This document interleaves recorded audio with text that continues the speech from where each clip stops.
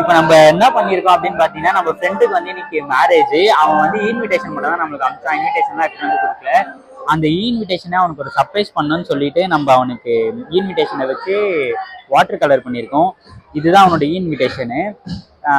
அவங்க வந்து ஒர்க்கை பார்த்துட்டு எப்படி எக்ஸைட்மெண்ட் ஆகுறாங்கன்னு சொல்லிட்டு நம்ம பார்க்கலாம். நீங்களும் அந்த ஒர்க் எப்படி இருக்குன்னு பாருங்க, வாங்க போகலாம்.